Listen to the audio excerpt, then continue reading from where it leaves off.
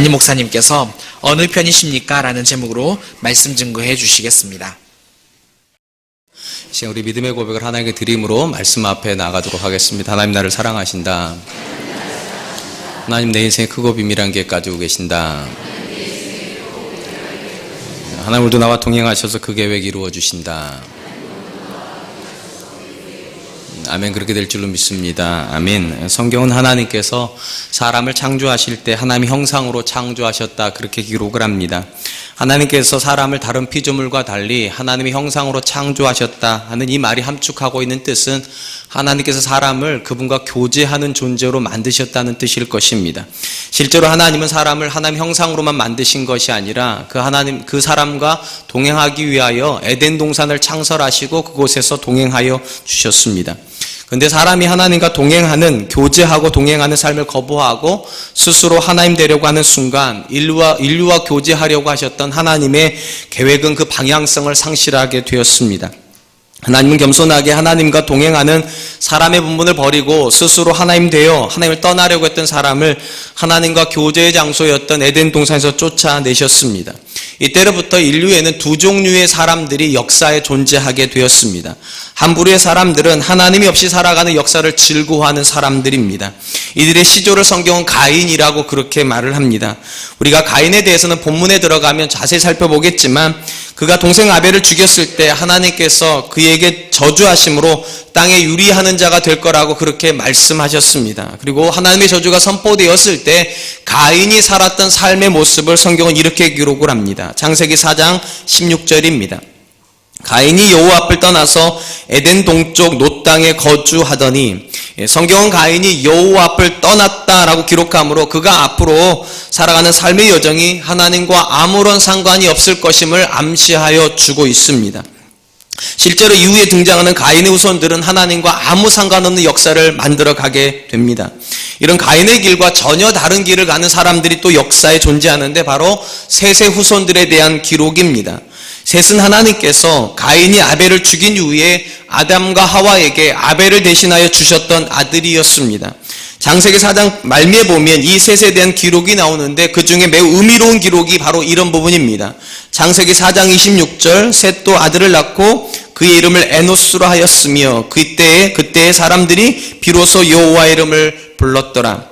가인으로부터 시작된 한편의 역사가 하나님을 떠났다라고 하는 말로 시작되는 것과 반대로 셋으로부터 시작된 또 다른 역사는 여호와의 이름을 불렀다라고 하는 부분으로 시작되는데 주목할 필요가 있습니다.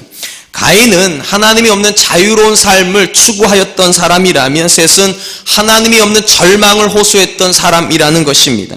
특별히 본문에서 셋이 아들의 이름을 에노스라고 지은 것도 주목할 필요가 있습니다. 이 이름의 뜻은 죽을 수밖에 없는 존재라는 뜻입니다. 쉽게 말하면 셋은 하나님을 떠난 인류는 죽음을 향하여 가는 어쩔 수 없는 절망스러운 존재라는 것입니다. 그래서 우리 인생 가운데 하나님이 필요하다고 외쳤던 사람이 셋이라는 것입니다. 셋의 후손들이 살아가는 삶의 모습을 가장 잘 보여주는 사람은 셋의 5대 후손이었던 에녹이라고 하는 삶의 모습입니다. 창세기 5장 24절에 보니까 에녹이 하나님과 동행하더니 하나님이 그를 데려가심으로 세상에 있지 아니하였더라. 에녹의 기록이 매우 의미가 있는 것은 이 에녹이 셋의 후손이기 때문에 그렇습니다. 셋이 왜 하나님을 불렀습니까? 사람이 죽을 수밖에 없는 존재였기 때문이었습니다. 그런데 에녹이 하나님과 온전히 동행하자 하나님께서 에녹을 세상 가운데서 데려가셨답니다. 무슨 말입니까? 에녹은 죽음을 보지 않은 최초의 우리 조상이라는 것입니다. 쉽게 말하면 에녹의 삶을 통해서 하나님께서 우리에게 주시고 싶어 하시는 메시지가 있었다는 것입니다. 누군가가 어떻게 죽음을 넘어갈 수 있냐는 거예요. 인류의 숙명과 같은 죽음의 문제를 어떻게 해결할 수 있는가? 답은 에녹의 삶에 들어가 있습니다. 하나님과 동행함으로 그것이 가능하다는 것입니다. 실제로 하나님은 예수 그리스도 안에서 그분의 자녀가 되어 하나님과 교제하고 그리고 하나님과 동행하는 성도에게 영생을 주심으로 에녹과 같이 죽음의 문제를 넘어가게 하셨습니다. 그러므로 가인의 족보의 사람들은 하나님이 없는 세상을 만든다면 셋의 후손으로 살아가는 사람들은 하나님과 동행하는 역사를 만드는 사람들입니다. 오늘 우리가 읽은 본문 말씀도 여전히 이 땅에 두 종류의 사람이 있다라고 하는 말로 시작을 합니다. 10절 말씀입니다. 이러므로 하나님의 자녀들과 마귀의 자녀들이 드러나나니 무릇 의를 행하지 아니하는 자나 또는 그 형제를 사랑하지 아니하는 자는 하나님께 속하지 아니하니라. 요한사도는 구약에는 가인의 족보와 셋의 족보를 따른 사람들이 있었던 것처럼 신약에는 마귀에게 속하 있는 사람과 하나님께 속하 있는 사람으로 사람의 구분이 일어난다라고 그렇게 선언합니다. 특별히 요한사도는 하나님께 속하 있는 사람과 마귀에게 속하 있는 사람을 가르는 기준은 두 가지라고 이야기를 합니다. 하나는 의를 행하는 여부이고 또 하나는 형제를 사랑하는 여부로 알 수 있다는 것입니다. 성경에서 의라고 하는 단어는 절대적으로 하나님과의 관계를 전제로 하고 있습니다. 성경은 사람이 하나님과 올바른 관계 속에서 교제하고 있는 상태를 의라고 부르고 있기 때문입니다. 그리고 의를 행한다고 하는 말은 하나님과 동행함으로 하나님의 말씀에 순종하여 살고 있다는 뜻일 것입니다. 그렇다면 여러분, 하나님과 동행하여 하나님의 말씀대로 살아간다고 할 때 그 말씀의 전체적인 핵심은 무엇이겠습니까? 쉽게 말하면 성경 전체를 쪼려서 딱 한마디로 요약을 하면 무엇이 되겠습니까? 우린 답을 이미 알고 있습니다. 사랑하라는 것입니다. 우리가 잘 알고 있는 대로 성경에 있는 모든 계명 중에 어느 계명이 큽니까? 라고 물었을 때 예수님께서 두 마디를 하셨죠.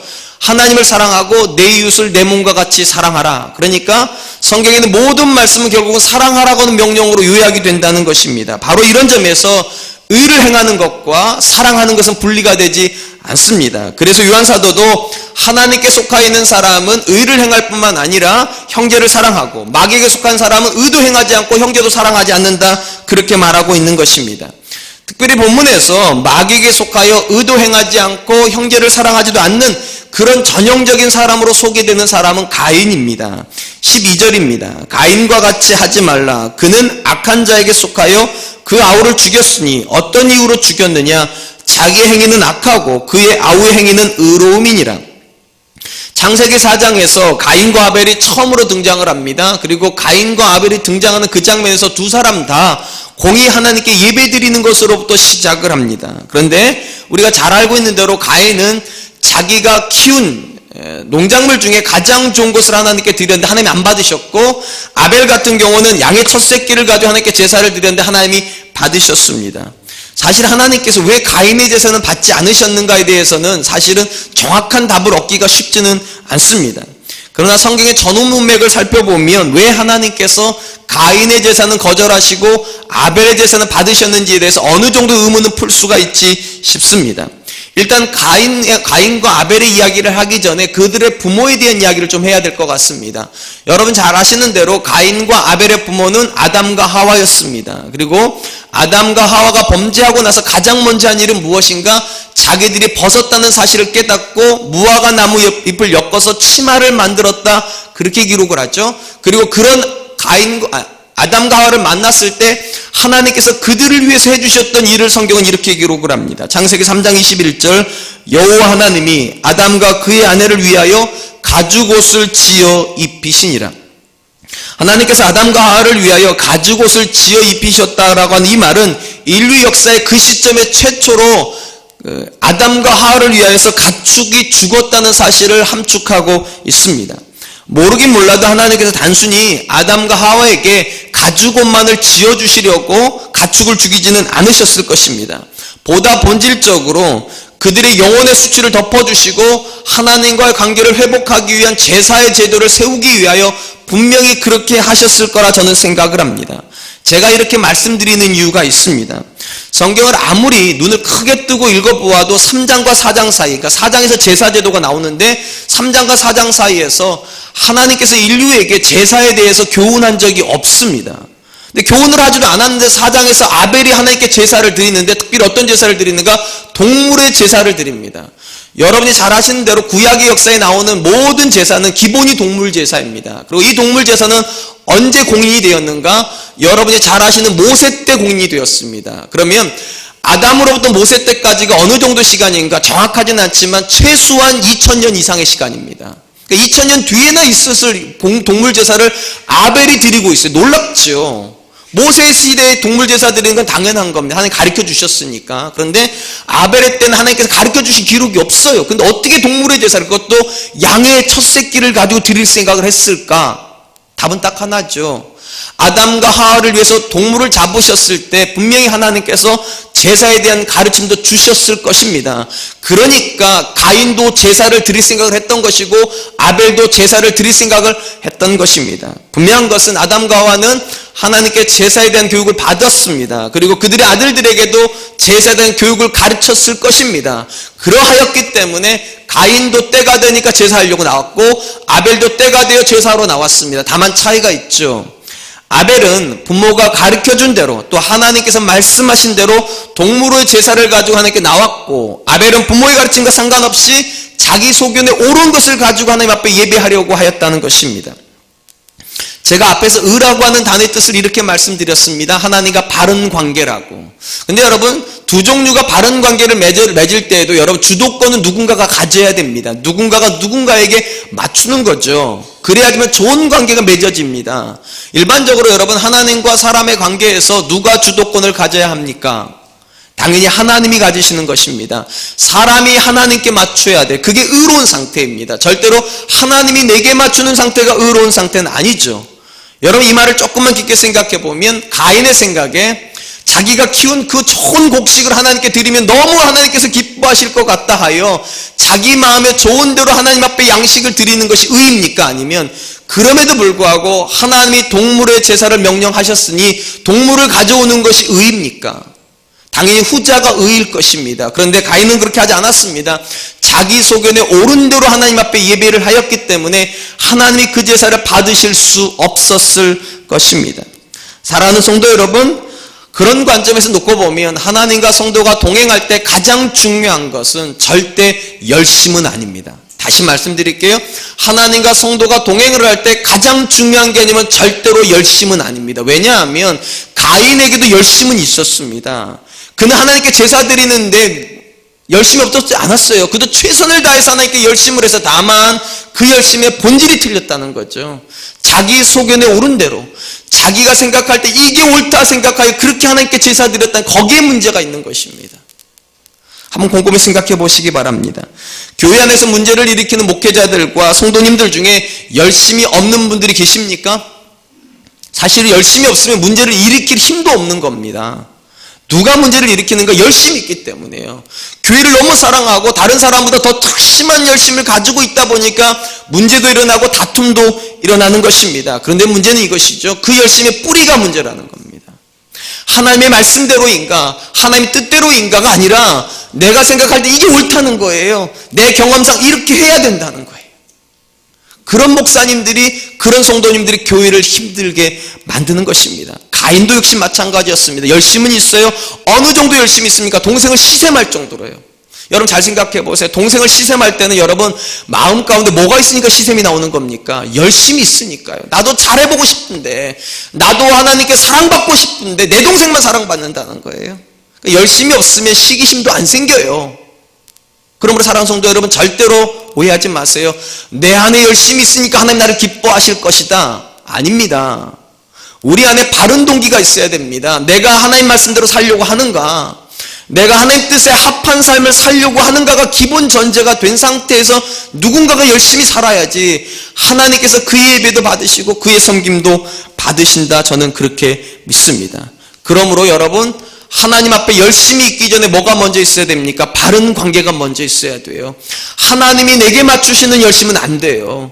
내가 하나님께 맞추는 열심이 있어야 돼요. 내 생각대로 일하면 안 돼요. 내 생각대로 예배하면 안 돼요. 내 생각대로 하나님 앞에서 신앙생활하면 안 돼요. 하나님께서 받으실 만한 예배를 드리셔야 되고, 하나님께서 예배라고 말씀하시는 형태로 하나님께 나와야, 그래야 하나님이 받으시기 때문입니다. 저는 우리 사랑과 은혜교회가 물론 열심도 있어야 되겠지만 하나님과 바른 관계 속에서 열심을 내는 그런 교회 될 수 있기를 축원드립니다.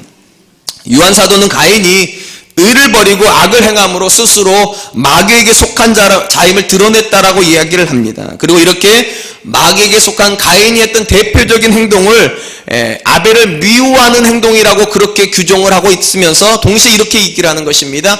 마귀에게 속한 사람이 하는 대표적인 행동은 미워하는 행동이라 그렇게 규정을 하고 있는 것입니다.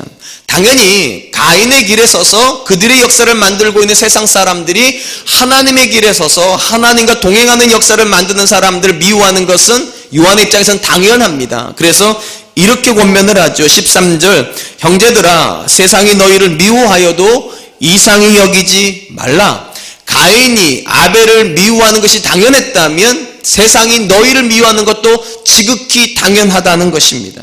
이로보건대 의를 행하는 것과 형제를 사랑하는 것이 쌍이라면 의를 행하지 않는 것과 미워하는 것도 쌍입니다. 무슨 말인지 아시겠죠? 요한의 관점으로 놓고 보면 하나님 안에 있지 않음에도 불구하고 형제를 사랑하는 사람은 나올 수 없습니다. 하나님 안에 있는 사람이라야 하나님의 사람들을 사랑할 수 있습니다. 물론 이 말을 절대로 오해하지 마시기 바랍니다. 그러면 교회 안 다니는 사람은 사랑하지 않는가? 물론 교회 다니는 사람도 사랑해요. 그걸 부정하는 게 아니에요. 다만 본문에서 사도 요한이 말하고 있는 사랑은 세상 사람들이 말하는 사랑과 다르다는 겁니다. 성경에서 여러분이 본문을 잘 들여다보시고 원어 성경을 들여다보시면 요한 사도가 말하는 모든 사랑은 아가페 사랑입니다. 그 아가페 사랑이 뭡니까? 하나님이 하시는 사랑이라는 거예요. 쉽게 말하면 하나님이 하는 사랑으로 내 배우자를 누가 사랑할 수 있는가? 누가 사랑할 수 있다고요? 하나님 편에 속하 있는 사람만이요. 하나님의 사랑으로 내 자녀 누구만 사랑할 수 있는가? 모든 사람이 그렇게 하는 게 아니라는 거예요. 하나님 편에 있는 사람만 그렇게 할 수 있다는 것입니다. 우리는 하나님 편에 속하 있는 사람이라야 하나님의 사랑을 할 수 있다는 사실을 정확히 보여주는 한 사람을 성경에서 보았습니다. 이미. 누구냐? 대표적인 사람이 이스라엘의 초대 왕이었던 사울이었습니다. 사울은요, 하나님께서 자기에게서 다윗에게로 왕국으로 옮기신다는 계획을 알고 있었습니다. 근데 알기는 알지만 그 명령에 순종할 마음은 없었습니다. 오히려 그때로부터 어떻게 합니까? 다윗을 죽일 생각을 합니다. 자기만 죽이려고 하는 것이 아니라 군대를 동원하죠. 이스라엘의 군대를 동원하고 심지어 자기 아들인 요나단을 동원을 합니다. 여러분 요나단이 누구입니까? 사무엘상 18장에 보면 하나님 앞에서 요나단과 다윗이 의형제를 맺어요. 서로 사랑하는 존재가 된단 말이죠. 그리스도 안에, 하나님 안에서. 근데 그 아들한테 어떻게 말을 하는가? 다윗을 죽이라고 말을 합니다. 근데 놀라운 것은 요나단이 그 아버지의 계획에 동의를 하지 않습니다. 심지어 그 요나단이 다윗을 보호까지를 합니다. 이것이 사울에게 분노가 되었습니다. 그래서 이렇게 이야기를 하죠. 사무엘상 20장 30절로 31절에 사울이 요나단에게 화를 내며 그에게 이르되 폐역무도한 계집의 소생아 내가 이새의 아들 택한 것이 내 수치와 내 어미의 벌거벗은 수치가 됨을 내가 어찌 알지 못하랴. 이새의 아들이 땅에 사는 동안은 너와 내 나라가 든든히 서지 못하리라. 그런즉 이제 사람을 보내어 그를 내게로 끌어오라. 그는 죽어야 할 자니라. 여러분, 사울이 지금 요나단한테 왜 다윗을 죽이라고 하는 겁니까? 사울이 요나단을 미워하기 때문입니까? 아니면 사랑하기 때문입니까? 놀랍게도 사랑하기 때문이에요. 사울은 요나단을 사랑합니다. 그래서 나라를 다윗에게 주는 것이 아니라 요나단에게 주고 싶어요. 자기가 사랑하는 아들에게 주고 싶으니까 요나단한테 다윗 죽이라는 거예요. 네가 다윗을 죽이면 내가 너한테 나라를 주겠다고. 분명히 인간적인 관점에서 놓고 보면 사울은 요나단을 사랑하는 것입니다. 근데 여러분, 성경은 그것을 사랑이라고 부르지 않습니다. 왜 그것을 사랑이라고 부르지 않습니까? 성경이 사랑이라고 부르는 모든 것은 하나의 전제가 있어요. 내가 사랑하는 대상이 내 사랑을 받고 하나님께로 가까워져야 사랑입니다. 근데 내가 사랑하는 대상이 내 사랑을 받고 하나님께 멀어지면 그건 사랑 아닙니다. 사울의 관점을 생각해 보세요. 사울이 요나단을 사랑합니다. 그리고 요나단이 그 사랑을 받아가지고 다윗을 죽이면 어떤 문제가 벌어집니까? 하나님의 뜻이 이루어지지 않습니다. 분명히 기억해야 될 것은 여러분의 자녀를 여러분이 언제 사랑하는 것인가? 여러분의 자녀 안에서 하나님 뜻이 이루어질 때 여러분이 여러분 자녀를 사랑한 거예요. 여러분이 여러분 배우자를 언제 사랑한 겁니까? 여러분 배우자 안에서 하나님 뜻이 이루어질 때 그때 여러분이 여러분 배우자 사랑하는 거예요. 근데 많은 경우 우리가 내 자녀를 사랑하면 사랑할수록 내 자녀가 하나님께 멀어지는 일들이 벌어질 때가 있습니다. 여러분은 사랑하셨다 생각할지 몰라도 성경은 사랑했다고 말하지 않습니다. 그거를요. 내가 내 배우자를 사랑하면 사랑할수록 내 배우자가 하나님께로부터 멀어지는 일이 벌어질 수 있어요.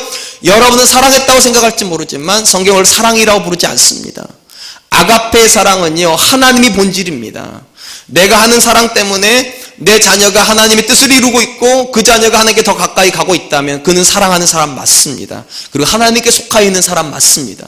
근데 여러분이 스스로 아무리 내가 사랑하고 있다라고 생각을 해도 내가 내 자녀를 사랑하면 사랑할수록 그 자녀가 하나님으로부터 멀어집니까? 다시 생각해 보셔야 돼요. 여러분 그 자녀 사랑하고 있지 않아요. 특히 우리나라는 이게 굉장히 심한 것 같습니다. 자녀를 사랑하기 때문에 고3이 되면 학원에 보내고 심지어 예배도 잠시 접게 만들어요. 자녀를 사랑하기 때문이라고 다 얘기를 해요. 근데 성경도 그렇게냐고요. 성경도 그렇게 대답하냐고요. 정말로 하나님께서 그 자녀를 보면서 부모의 사랑을 많이 받은 존재구나 그러겠냐는 거예요. 사랑하는 성도 여러분 기억하셔야 됩니다. 다시 한번 말씀드릴게요. 성경이 말하는 사랑은 내가 사랑하는 대상이 하나님께로 가까워지는 사랑이어야 됩니다. 내 자녀 인생에서 내 뜻이 이루어지는 것이 아니라 하나님의 뜻이 이루어지고 있어야지만 사랑이에요. 사울은 자기 아들을 너무 사랑했습니다. 요나단을 사랑했기 때문에 하나님이 주시고 싶어하는 다윗에게 왕국을 주고 싶은 것이 아니라 내 아들에게 주고 싶었다니까. 그 정도로 부성이 강했어요. 근데 요나단은 그것을 사랑이라고 생각하지 않습니다. 아버지가 자기를 사랑했다 생각하지 않아. 왜냐? 자기를 하나님께로부터 멀어지게 하잖아요. 바로 이런 이유 때문에 요한사도는 사랑은 아무나 한다고 말하지 않습니다. 사랑은 오직 누구만 하는가? 구원받은 성도만 한다라고 얘기를 하는 것입니다. 그게 14절입니다. 우리는 형제를 사랑함으로 사망에서 옮겨 생명으로 들어간 줄을 알거니와 사랑하지 아니하는 자는 사망에 머물러 있느니라. 요한의 관점에서 보면 누가 사랑할 수 있는가? 구원받은 사람만 사랑할 수 있습니다. 여러분 우리가 성경을 잘 읽어보면 사망에서 생명으로 옮겨졌다는 이야기가 굉장히 많이 나옵니다. 근데 여러분 이 사망에서 생명으로 옮겨졌다고 하는 모든 표현은 대부분 무엇과 관련해서 나오는가? 믿음과 관련해서만 나옵니다. 대표적인 구절이 이런 구절입니다. 요한복음 5장 24절입니다. 내가 진실로 너희에게 이르노니 내 말을 듣고 또 나 보내시는 이를 믿는 자는 영생을 얻었고 심판에 이르지 아니하나니 사망에서 생명으로 옮겼느니라. 자, 사망에서 생명으로 옮기는 대전제가 무엇이었습니까? 믿는 자입니다. 믿음이 사망에서 생명으로 옮겨놓는 것입니다. 그러니까 이렇게 질문할 수 있죠. 우리가 사망에서 생명으로 옮겨지려면 어떻게 해야 됩니까? 믿어야 됩니다. 그러면 또 질문 하나 드릴게요. 내가 사망에서 생명으로 옮겨졌던 증거는 무엇입니까? 어렵지 않으시죠? 자, 사망에서 생명으로 옮겨오려면 믿음이 필요하고 내가 믿음을 가지고 사망에서 생명으로 옮겨졌던 증거는 뭐냐는 거예요. 요한복음에 이 요한사도가 지금 대답을 주는 것입니다. 내가 사랑하고 있다면 하나님의 사랑으로 내 주변에 있는 사람을 사랑하고 있다면 믿으시라는 거예요. 나는 사망에서 생명으로 옮겨진 게 맞다는 거. 왜냐하면 구원받은 사람만이 그 사랑을 할 수 있기 때문이에요. 그러므로 사랑하는 성도 여러분, 세상에 속하 있는 사람은 절대로 하나님의 관점에서 사랑할 수 없습니다. 왜냐하면 그들은 아직 사망에서 생명으로 옮겨지지 않았기 때문입니다. 오직 누구만 사랑할 수 있는가? 사망에서 생명으로 옮겨진 믿음의 사람만 그 사랑을 할 수 있어요. 그래서 여러분들은 능력 있는 사람인 것입니다. 그 사랑을 흘려보낼 수가 있으니까, 내 자녀에게 하나님의 사랑을 흘려보낼 수 있으니까, 내 배우자에게 하나님의 사랑을 흘려보낼 수 있으니까, 내 주변에 있는 사람에게 하나님의 사랑을 흘려보낼 수 있기 때문입니다.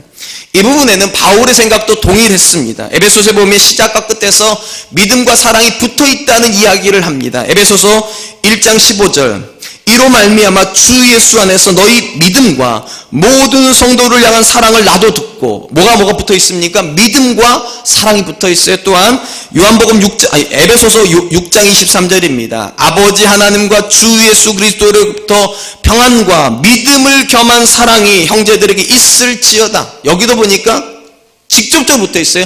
그냥 사랑이 아니 어떤 사랑입니까? 믿음을 겸한 사랑이에요. 쉽게 말하면 사랑이라고 하는 본질을 뭐가 테두리를 싸고 있다는 겁니까? 믿음이 테두리를 싸고 있다는 거예요. 그러니까 누군가가 믿음은 있는데 사랑이 없다. 이건 불가능하다는 거예요. 바울의 입장에서. 요한도 똑같아요. 누군가가 믿음 있는 사람이란 증거가 뭐냐는 거예요. 사랑이 그 증거라는 거예요. 사랑하는 성도 여러분, 우리는 언제 우리가 믿음이 성숙했다라고 생각을 합니까? 교회에 예배를 많이 드리면 성숙해진 겁니까? 봉사를 많이 하면 그렇습니까? 헌금을 많이 하면 그렇습니까? 물론 그럴 수 있어요. 근데 성경은 보다 본질적인 이야기를 합니다. 한 사람이 믿음이 성숙해졌다는 가장 확실한 증거는 내 안에 사랑이 풍성해진다는 거예요. 단순한 사랑이 아니라니까요. 하나님의 사랑이에요. 내가 하나님의 사랑을 받았다는 걸 알 뿐만 아니라 그 사랑으로 내 배우자를 사랑하기 시작한다고요. 그래서 그 배우자가 하나님께 더 가까이 와요. 내가 내 자녀를 사랑하면 사랑할수록 내 자녀가 하나님께 더 가까이 와요. 그게 믿음이 있다는 증거예요. 제가 늘 꿈꾸는 모습이 이런 모습이라고 제가 말씀드렸잖아요. 천국에 갔을 때 아내가 남편을 향해서 이렇게 얘기를 하는 거. 하나님 너무 감사합니다. 내가 이 땅 사는 동안에 많은 복은 받지 못했는데 한 가지 복은 확실히 받았습니다. 내가 내 남편 때문에 하나님을 더 가까이 만났습니다. 하나님 감사합니다. 그 말을 듣고 있는 남편도 또 이렇게 얘기하는 거죠. 하나님 저도 너무 감사합니다. 제가 정말 많은 것에 부족했지만 하나님께서 딱 한 가지 정말 온전한 거 주셨다고, 그 안에 주셔서 내가 하나님을 가까이 만났다고. 그 말을 듣고 있었던 자녀들이 또 이렇게 얘기하는 거. 하나님 너무 감사하다고. 나는 유능한 부모 못 만난 것도 사실이고 배경 좋은 것도 아니었음에도 불구하고 내가 이 천국까지 올 수 있었던 이유, 믿음 있는 부모님 때문에. 그 부모님의 사랑을 보면서 내가 하나님을 만났다고.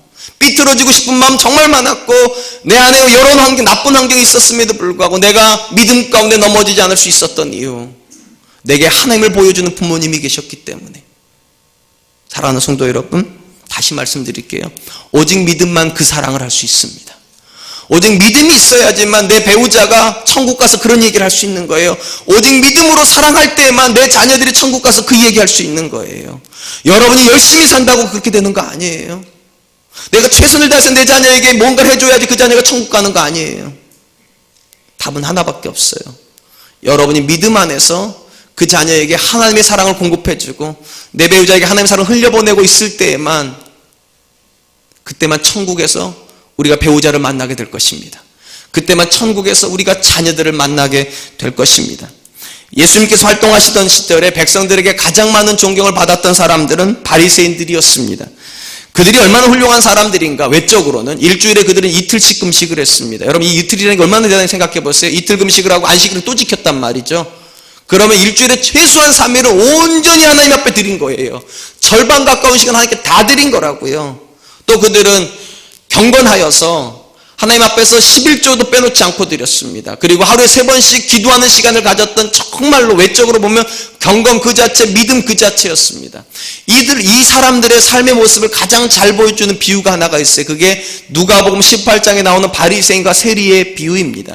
한날 한시에 바리새인과 세리가 성전에 기도하러 올라갔습니다. 그때 세리가 하나님께 이렇게 기도했답니다. 누가복음 18장 10절로 11절. 바리새인은 서서 따로 기도하여 이르되, 하나님이여, 나는 다른 사람들 곧 토색, 불이 간음하는 자들과 같지 아니하고 이 세리와도 같지 아니함을 감사나이다. 나는 일에 2번씩 금식하고 또 소득의 11조를 드리나이다.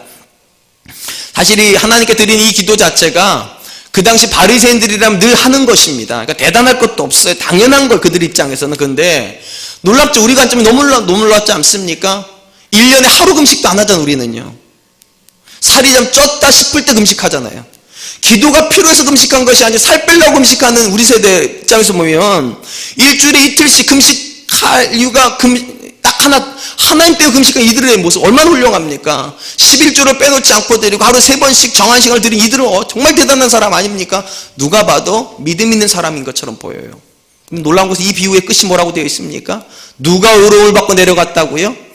그 바리새인이 아니라 그 바리새인이 정죄했던 세리가 의롭다함을 받고 내려갔답니다. 너무 충격이에요. 너무 충격이에요. 이틀에 이틀씩 금식하는 사람인데, 11조 떼먹지도 않은 사람인데, 매일같이 하루 3번씩 하나님께 기도하는데 왜 그 사람이 의롭다함을 못 받냐고요. 왜 그 사람이 믿음 있는 사람이라는 얘기를 못 듣냐고요. 이유는 딱 하나라니까. 아까 제가 말씀드렸잖아요. 믿음의 열매가 뭐라고요? 사랑이라고요. 사랑이 없으면 그에게 믿음 없는 거라는 거예요. 믿음을 겸한 사랑이에요. 그런데 바리새인은 그 기도 속에 이미 답이 나와요. 나는 저들과 같지 않다고. 이미 뭐가 되어 있습니까? 정죄가 바탕으로 깔려 있어요. 그에게 믿음이 생기면 생길수록 그는 더 많은 판단을 하고요. 믿음이 생기면 생길수록 그는 더 많은 사람을 아프게 하고요. 믿음이 생기면 생길수록 더 많은 사람을 실족하게 한다고. 그러니까 하나님 말씀하신다고. 예수님께서 의롭다 하심을 얻지 못하고 내려갔다고. 마가복음 2장에도 보면 성경에 나오는 바리새인들 전형적인 모습이 나옵니다. 예수님께서 세리와 죄인들과 식탁의 교제를 나누고 있었어요. 정말 믿음 있는 사람이라면 이렇게 생각해야 되죠. 예수님께서 저들도 불쌍히 여기시는구나. 근데 바리새인들 어떻게 합니까? 어찌하여 너희 선생은 세리와 죄인들과 식사하냐고 정죄를 해버려요. 여러분, 성경 어디를 읽어봐도 바리새인들이 사랑했다는 기록이 안 나와요. 어디를 봐도요, 바리새인들은 늘 한 가지를 행동만 해요. 정죄만 하고 있고 판단만 하고 있어요. 그래서 예수님께서 뭐라고 말씀하셨습니까? 화 있을진저 너희 서기관과 바리새인들이요. 하나님 앞에 복을 받는 것이 아니라, 그렇게 열심히 사는데, 그렇게 믿음생활 하는데도 복을 받는 것이 아니라 화를 받는답니다. 이유는 딱 하나예요. 기준이 틀렸기 때문에요. 기준이 틀렸어요. 뭐가 기준입니까? 믿음으로 말미암아 사람은 사망에서 생명으로 옮겨집니다. 그리고 사망에서 생명으로 옮겨지면 그 사람은 딱 하나 행동밖에 못해요. 성경적으로 말하면 사랑 행동을 해야 됩니다. 이게 자연스러운 연장선이에요. 믿음 따로 사랑 따로는 존재할 수 없어요. 그것이 성경의 개념이에요. 우리가 믿음의 사람이라면 우리는 누군가를 정죄하는 사람이 될 수 없습니다. 우리가 믿음의 사람이라면 우리는 누군가를 판단할 수 없습니다. 명심하세요. 무엇이 믿음의 성숙입니까? 열심히 커지는 게 성숙은 아니에요. 진짜 믿음의 성숙은 사랑이 커지는 거예요. 더 겸손해지는 거예요. 하나님 앞에서 누군가를 찔러 죽이는 것이 아니라 나를 찔러 죽이는 거예요. 나는 날마다 죽노라. 그게 누구의 고백입니까? 사도 바울의 고백 아닙니까? 나는 날마다 너를 죽인다고 말하지 않아요. 나는 날마다 공동체를 죽인다고 말하지 않아요. 나는 날마다 누군가를 정죄한다고 말하지 않아요. 믿음 있는 사람이 있던 바울은 이렇게 말해요. 날마다 나를 쳐서 복종시킨다. 나는 날마다 죽는다. 사랑하는 성도 여러분, 여러분들 안에는 믿음의 성숙이 있습니까? 믿음이 좋아지면 좋아질수록 남편을 향한 정죄가 아니라 남편을 향한 긍휼이 생깁니까? 믿음이 좋아지면 좋아질수록 자녀를 향한 책망보다는 그를 이해하려고 하는 포용력이 생깁니까? 믿음이 좋아지면 좋아질수록 교회 안에서 누군가를 바라보면서 정죄하거나 판단하거나 부정적인 말을 하는 것이 아니라 이해해주고 품어주려고 하는 마음이 있습니까? 저는 오늘 한국교회가 정말로 문제가 많이 있다고들 얘기하는 것에 동의를 합니다. 그런데 그 문제 중에 저는 가장 큰 문제가 너무들 다들 똑똑하다는데 문제가 있다 생각합니다. 성도들도 너무 똑똑하시고 목사님들도 너무 똑똑합니다. 근데 이 똑똑한 게 믿음으로 가지를 않아요. 그게 진짜 문제. 이 똑똑한 게 어디로 가는 거 다 정죄로 가요. 목사님은 목사님대로 성도를 정죄하고 성도는 성도대로 목회자를 정죄해요. 그건 믿음 아니에요. 그건 누가 하는 행동이었습니까? 바리새인들이 하는 행동이었다니까요. 그들은 입만 열면 자기 자랑만 합니다. 그리고 입만 열면 그들을 정죄합니다. 나는 저들과 같지 않다고. 사랑하는 성도 여러분, 무엇이 믿음입니까? 믿음은요, 하나님 앞에서 나를 낮추는 것입니다. 그리고 믿음은 하나님 앞에서 그들을 사랑하는 것입니다. 그들을 이해하는 것입니다. 그들을 품어주는 것입니다. 하나님께서 왜 교회 공동체 안에다가 위대하고 뛰어난 사람들을 모아놓으신 것이 아니라 저와 여러분같이 부족한 사람들을 모아놓으셨을까요? 사도 바울이 고린도 교회에다 보내는 편지에서 이렇게 대답을 해주시죠. 고린도전서 1장 26절로 29절, 형제들아 너희를 부르심을 보라. 육체를 따라 지혜로운 자가 많지 아니하며 능한 자가 많지 아니하며 문벌 좋은 자가 많지 아니하도다. 그러나 하나님께서 세상에 미련한 것들을 택하사 지혜 있는 자들을 부끄럽게 하시고 세상에 약한 것들을 택하사 강한 것들을 부끄럽게 하려 하시며 하나님께서 세상에 천한 것들과 멸시받는 것들과 없는 것들을 택하사 있는 것들을 폐하려 하시나니 이는 아무 육체도 하나님 앞에서 자랑하지 못하게 하려 하심이라. 여러분, 이 말씀이 얼마나 귀한 말씀인가? 여러분이 만약에 하나님께서 세우신 교회 공동체에 하나님의 부름을 받아 들어오셨다면 인정할 게 하나가 있습니다. 여러분은 뛰어난 사람 아닙니다. 명심하세요. 여러분은 뛰어난 사람 아닙니다. 하도 말하잖아요. 우린 다 약하다며요. 우린 다 무능하다며요. 하나님께서 이렇게 약하고 무능한 사람만 교회에다 물러놓으신 이유는 딱 또 하나랍니다. 자랑하지 못하게 하려고. 누구와 같지 않다고 이렇게 자랑하지 못하게 하려고. 엄밀히 말하면 우린 다 대동소이예요. 다 비슷해요. 다 못났어. 심지어 우리 중에 누군가가 더 뛰어납니까? 그가 이렇게 말해야 돼요. 나의 나 된 것은 하나님의 은혜로 된 것이라고. 자랑을 해야 된다면 하나님밖에 자랑할 것이 없는 거죠. 내세워야 될 존재가 있다면 예수님밖에 없어야죠. 우리끼리는 내세울 게 하나도 없어야 된다는 거예요. 그럼 왜 하나님께서 이렇게 하셨는가? 놀라운 이야기를 해요. 가난한 자를 가지고 부한 자를 부끄럽게 만든답니다. 이게 무슨 말인가? 아주 단순해요. 부한 사람들은요, 그 재정을 가지고 서로 사랑을 못해요.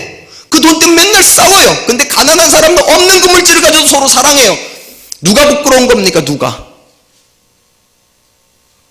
여러분, 똑똑한 사람은 그 똑똑한 걸 가지고 서로 찔러 죽이고 있어요. 근데 죄송해요, 배운 게 얼마 없는데 그 없는 배운 걸 가지고 서로 사랑하고 있으면 누가 더 똑똑한 겁니까? 하나님께 그렇게 하시겠다는 거예요. 그렇게 하시겠다는 거예요. 교회 공동체는 잘난 사람들이 만드는 공동체가 아니라 스스로 자기 무익을 고백하면서 집사님이 나보다 낫지, 집사님 말이 옳은 것 같아, 내가 뭘 알겠어, 내가 누구를 판단하겠어, 내 주제도 내가 형편없는 거 아는데 기도나 해야지, 하나님께서 우리 공동체를 붙잡아 주시지 않으면 우리 공동체 못 썼는데 내가 뭘 그렇게 뛰어났다고, 내가 뭘 그렇게 잘났다고. 아니지, 그거 아니지. 하나님 앞에 우리를 겸손해야지. 사랑하는 성도 여러분, 정말로 성경이 말하는 믿음의 본질이 무엇일까요? 높아지는 것일까요? 대단해지는 것일까요? 그래서 누군가를 다 그냥 일갈해버리는 걸까요? 나는 저들 것 같지 않다고, 나는 대단한 사람이라고, 우리 교회가 얼마나 대단한 줄 아냐고, 그런 걸까요? 성경이 그렇게 말하지 않네요. 성경이 말하는 믿음의 성숙은요, 믿음을 경험한 사랑이에요. 믿음을 경험한 판단이 아니고요, 믿음을 경험한 정죄가 아니고요, 믿음을 경험한 누군가를 무시하는 게 아니고요, 믿음을 경험한 사랑이에요. 저는 우리 사랑과 언약교회가 그렇게 믿음을 드러낼 수 있었으면 좋겠습니다. 사랑을 통해서 믿음을 드러내야 돼요. 사랑을 통해서 우리가 믿음 있는 사람이라는 걸 보여줘야 돼요. 그래야지 그 믿음이 성장하면 성장할수록 내 주변에 있는 사람들을 하나님 만나요. 내 배우자는 하나님을 만나요. 내 자녀들도 하나님을 만나요. 그리고 함께 신앙생활하는 그들도 하나님을 만나게 될 것입니다. 한편 요한사도는 형제를 사랑하는 대신에 미워하는 행동이 얼마나 심각한 일인가를 이렇게 교훈을 합니다. 15절입니다. 그 형제를 미워하는 자마다 살인하는 자니 살인하는 자마다 영생이 그 속에 거하지 아니하는 것을 너희가 아는 바라. 요한사도는 형제를 미워하는 것이 마귀에게 속한 전형적인 행동이고 형제를 사랑하는 것이 하나님께 속한 전형적인 행동이라고 지금 규정을 하고 있는 것입니다. 그러면서 심지어 어떻게 얘기를 하는가? 형제를 미워하는 자마다 뭐 하는 자라고요? 살인하는 자라고. 여러분, 이 말은요, 예수님께서 산상설교했던 말과 일맥상통합니다. 형제를 향하여 나가라고, 그러니까 미련한 자라고 말하는 자마다 이미 살인하는 자라고 그렇게 얘기를 하셨어요. 그러니까 요한사도가 지금 예수님이 하신 말씀을 그대로 재확인시켜줬다는 의미도 있지만 이 본문에서 유난히 강조하고 있는 부분은 이것입니다. 그 감정의 출처에 대한 이야기를 하는 거예요. 쉽게 말하면 우리 생각에는 미워하는 것과 살인하는 건 별개죠. 얼마든 우리는 미워는 하지만 살인 안 할 수 있잖아요. 아니에요? 여러분 남편 미워하는데 맨날 다 죽이셨어요? 그런 건 아니잖아요. 미워하는 것 따로 살인하는 것 따로 이렇게 생각할 수 있는데 요한사도는 그건 같다라고 얘기를 합니다. 왜냐하면 출처가 같기 때문에. 다 마귀에게 속해서 올라오는 감정이라는 거예요. 그리고 그 마귀는 어느 정도까지 일을 하는가? 그 미움을 가지고 살인으로까지 끌고 갈 수 있다는 거예요. 그러니까 조심하라고. 그래서 한 가지만 더 여러분들과 나누고 싶습니다. 여러분, 여러분의 감정은 절대로 자연스러운 결과물 아닙니다. 쉽게 말하면 저 사람이 저런 행동하니까 내가 이렇게 하는 거지. 틀렸어요. 잘 생각해 보세요. 똑같은 행동을 보고도 누군가는 화내지만 누구는 화 안 냅니다. 그러니까 바깥에서 내 감정을 결정하는 게 아니라는 말이에요. 똑같이 미운 행동을 해도요, 남편은 화 안 내는데 아내는 화내요. 또 병반될 수도 있고, 쉽게 말하면 바깥에 있는 존재가 내 감정을 결정하는 게 아니라는 거예요. 그럼 뭐가 내 감정을 결정하는가? 내 안에 있는 내 소속감이요. 내가 하나님께 속하여 있으면 하나님께 속하여 있는 감정이 올라옵니다. 내가 마귀에게 속하여 있으면 하나님께 속하여 있지 않았기 때문에 마귀에게 속한 감정이 올라, 심지어 자녀가 좋은 행동을 했는데도 어떤 아버지는, 죄송해요, 옛날 아버지 이렇게 지랄하고 자빠져는 이랬어요. 좋은 행동을 해도. 왜 그러냐고. 왜 그래요? 감정이 아니에요, 여러분.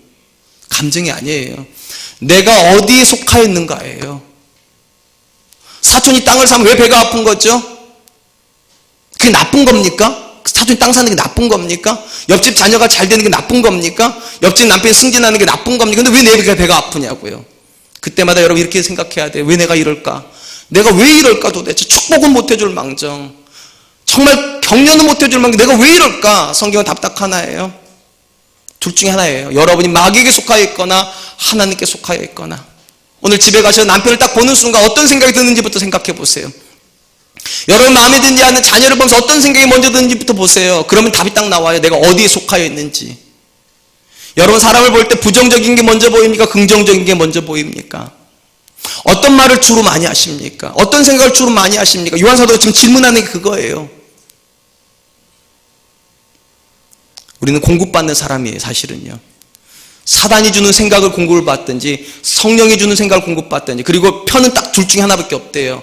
양쪽일 수는 없어요. 하나님 편이신가 아니면 마귀 편인가. 오늘 설교 제목이 어느 편인가예요.